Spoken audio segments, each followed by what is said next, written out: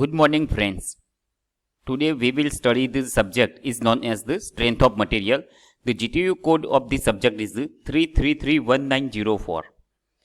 Today chapter we will discuss is the direct stress and strain, and among them there are lots of topics, but we will discuss today is stress, strain and delta L calculation.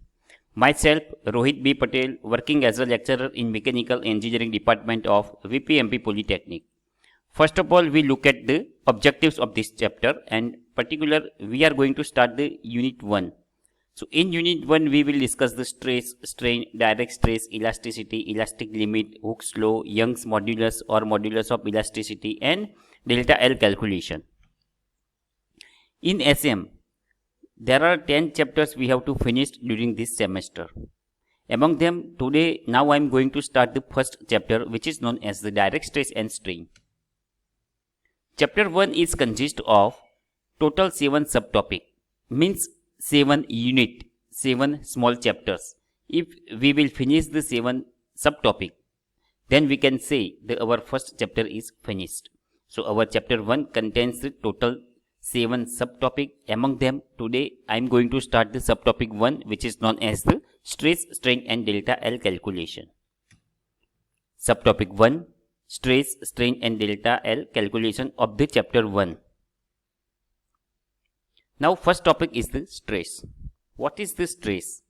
On any body, when we apply the load, at that time, one internal force set up inside into the material. So this internal force set up inside into the material is known as the stress. Resistance force per unit area is known as the stress. Mathematical form of stress is equal to load upon area. So symbol of the load is P. Symbol of the area is the capital A. So mathematical form of stress is equal to load upon area.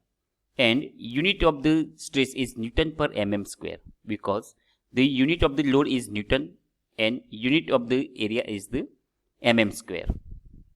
મિત્રો, stress કોને કહેવામાં આવે છે કે જ્યારે આપણે કોઈ પણ બોડી ઉપર જ્યારે લોડ આપવામાં આવે છે તો એ લોડ આપવાથી મટીરિયલની અંદર એક પ્રકારનો ફોર્સ સેટઅપ થાય છે.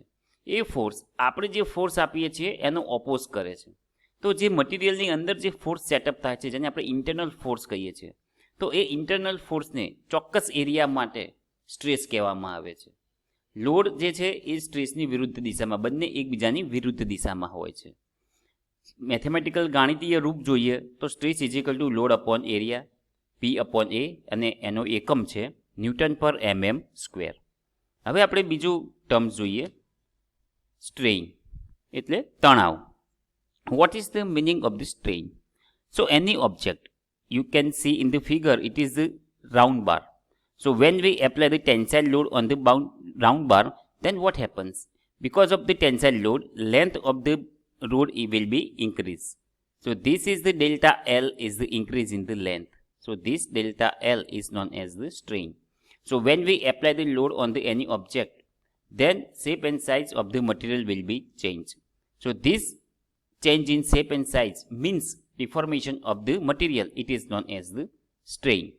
And mathematical form of the strain is, if the strain is in length, then equation of strain is, symbol of the strain is epsilon is equal to delta L upon L.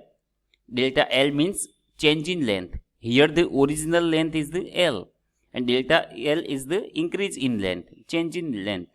So delta L is the change in length. It may be increase or it may be decrease. If we apply the compressive load, then delta L will be decreased. L is the original length. So it is the equation to find out the strain produced in any material. So strain is equal to delta L upon L, and strain has no unit.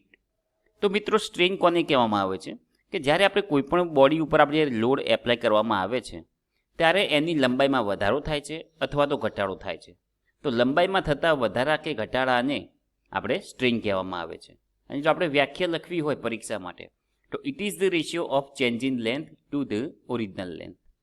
લંબાઈમાં થતા ફેરફાર અને મૂળ લંબાઈના ગુણોત્તરને strain કહેવામાં આવે છે, અને સ્ટ્રેનને કોઈ એકમ હોતો નથી. હવે આપણે આગળ વધીશું. Next is the direct stress. So what is the main concept of the direct stress? So there is an angle between the load and horizontal area. Suppose it is the one body or material, suppose it is the round bar and it is the vertical axis and it is the horizontal area, and it is this arrow shows the load applied on the material. So as per the definition of the direct stress, if the axis of the load is perpendicular to the cross-sectional area, then stress produced inside into the material, it is known as the direct stress.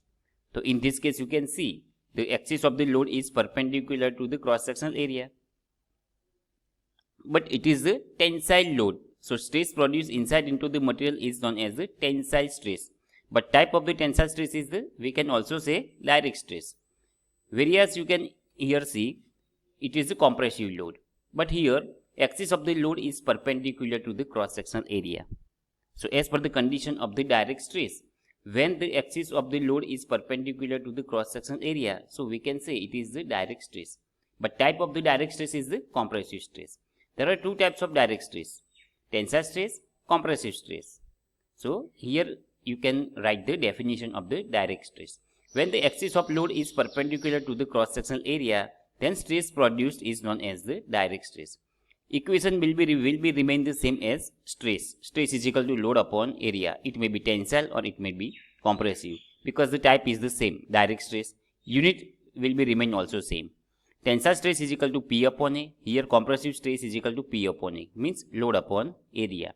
And unit of both stress are remain also same, Newton per mm square.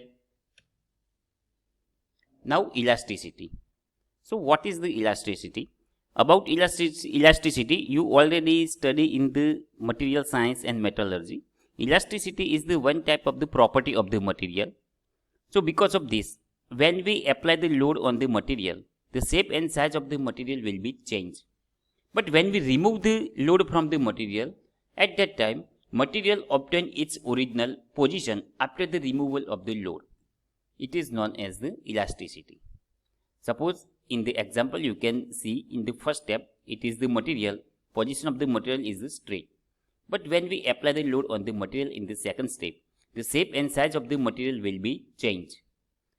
But when we remove the load from the material, again in third step, material obtain its original position after the removal of the external applied load. So it's happened because of the property, it is known as the elasticity. So it is the property of the material to regain its original shape after the removal of external applied force. તો વિદ્યાર્થી મિત્રો, ઇલાસ્ટિસિટીની property આપણે કોને કહેવામાં આવે છે? કોઈપણ material ઉપર આપણે જ્યારે લોડ આપવામાં આવે છે ત્યારે એ મટીરિયલનો શેપ અને સાઇઝ ચેન્જ થાય છે. પણ જો એ લોડ આપણે મટીરિયલ ઉપરથી રિમૂવ કરવામાં આવે તો મટીરિયલ પોતાની ઓરિજિનલ પોઝિશન ઉપર પાછું આવે છે. તો મટીરિયલની આ પ્રકારની પ્રોપર્ટીને ઇલાસ્ટિસિટી કહેવામાં આવે છે. એક સરસ એક્ઝામ્પલ આપીને સમજાવું તો સ્પ્રિંગને આપણે બે આંગળી વચ્ચે દબાવીએ તો સ્પ્રિંગ પ્રેસ થશે, એની લંબાઈમાં ઘટાડો થશે, તો એની શેપ ચેન્જ થયું કહેવાય. પણ આપણે જ્યારે જે ફોર્સ આપીએ છીએ છોડી દઈએ છીએ તો સ્પ્રિંગ પોતાની ઓરિજિનલ પોઝિશન ઉપર પાછી આવી જાય છે. તો સ્પ્રિંગની આ પ્રકારની પ્રોપર્ટીને ઇલાસ્ટિસિટીની પ્રોપર્ટી કહેવામાં આવે છે. બીજું સરસ એક્ઝામ્પલ આપવું હોય તો ઇરેઝર, આપણે રબર યુઝ કરીએ છીએ ઇરેઝ કરવા માટે. ઇરેઝર એને પણ આપણે પ્રેસ કરીએ તો એનું શેપ ચેન્જ થાય છે અને ફોર્સ દૂર કરીએ તો એ પોતાની ઓરિજિનલ પોઝિશન ઉપર પાછું આવી જાય છે. તો આપણે કહી શકીએ કે સ્પ્રિંગનું મટીરિયલ અને રબર મટીરિયલ જે છે એમાં ઇલાસ્ટિસિટીની પ્રોપર્ટી છે. ઓકે, હવે આપણે આગળ વધીશું. Next topic is the elastic limit. So what is the elastic limit? So elastic limit is the limit of the force. For example 500 Newton. For example, if we apply the load on the material up to 500 Newton, means up to elastic limit, then material can obtain its original position after the removal of the external applied force. So this deformation is known as the elastic deformation. But when we apply the load beyond the elastic limit, above 500 Newton, then material cannot obtain its original position, obtain plastic deformation. So this is known as the plastic deformation. But this limit of the material, it is known as the elastic limit. Each and every material have the elastic limit if material have the elasticity. So it is the maximum value of force up to and within which the deformation entirely disappear on removal of the force is called the elastic limit. તો વિદ્યાર્થી મિત્રો, આપણે આ limit સુધી જો આપણે load apply કરીશું તો મટીરિયલ પોતાની ઓરિજિનલ પોઝિશન ઉપર પાછું આવી શકશે. પણ જો આના કરતાં વધારે લોડ એપ્લાય કરીએ તો મટીરિયલ પોતાની ઓરિજિનલ પોઝિશન ઉપર પાછું આવી શકશે નહીં. તો આ જે લિમિટ છે એને ઇલાસ્ટિક લિમિટ કહેવામાં આવે છે. જો આપણે એવું ઈચ્છતા હોઈએ કે મટીરિયલ પોતાની ઓરિજિનલ પોઝિશન ઉપર પાછું આવી જાય તો આપણે ઇલાસ્ટિક લિમિટ કરતાં વધારે લોડ આપવો જોઈએ નહીં.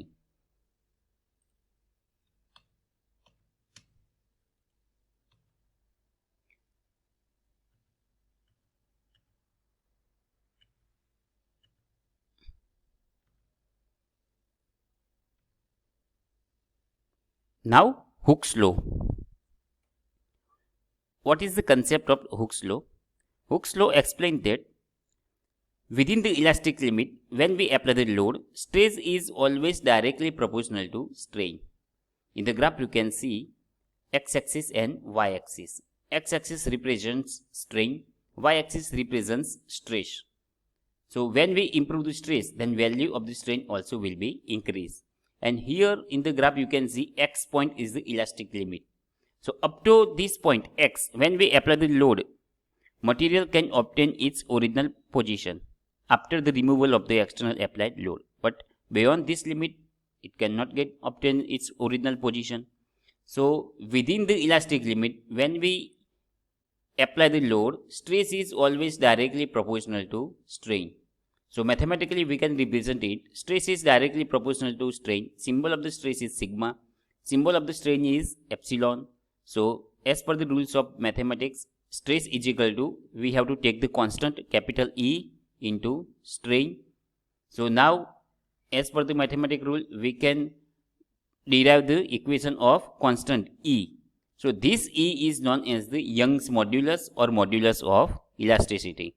So Young modulus capital E, this constant is known as the Young modulus. Capital E is equal to stress upon strain. The unit of this Young modulus is Newton per mm square. Why Newton per mm square? Because the unit of the stress is the Newton per mm square. And below strain has no unit. So only Newton per mm square. So Young's modulus unit is Newton per mm square. Now Young modulus. Equation and definition of the Young modulus is derived from the Hooke's law. As per the Hooke's law, stress is directly proportional to strain. Stress is equal to Young modulus into strain. And Young modulus is equal to stress upon strain. So direct stress upon direct strain we can write. So definition of the Young modulus, from mathematical expression, Young modulus is the ratio of direct stress to direct strain. And the unit of the Young modulus is Newton per mm square. તો વિદ્યાર્થી મિત્રો, young મોડ્યુલસની આપણે વ્યાખ્યા આપવી હોય તો direct stress અને સ્ટ્રેઇનના ગુણોત્તરને young modulus કહેવામાં આવે છે. It is the ratio of direct stress to direct strain. Unit of the Young modulus is newton per mm square. એનું એકમ ન્યૂટન પર mm સ્ક્વેર છે. એસએમની અંદર એક્ઝામમાં ગમે ત્યારે પણ ડેફિનેશન પૂછાય તો આપણે હંમેશા એની ડેફિનેશન લખવાની છે, એનું મેથેમેટિકલ એક્સપ્રેશન લખવાનું છે અને એનો યુનિટ લખવાનું છે. આ ત્રણ તો હોવું જ જોઈએ. Now equation of delta L. So it is the equation of the Young modulus. Young modulus is equal to stress upon strain. We can put the value of the stress P upon A inside into this equation. P upon A now divided by, we can also put the value of the strain in this equation, delta L upon L. So capital E is equal to P into A into L upon delta L. And now we can derive the equation of delta L. So delta L is equal to P into L upon AE. So by using this equation, we can find out the value of the delta L, means increase or decrease in length without any experiment or practical, without any machinery. We calculate the value of the delta L using this equation. We require 4 parameters like load, length, area and Young modulus, and we can find out the value of delta L. Okay students, thank you very much.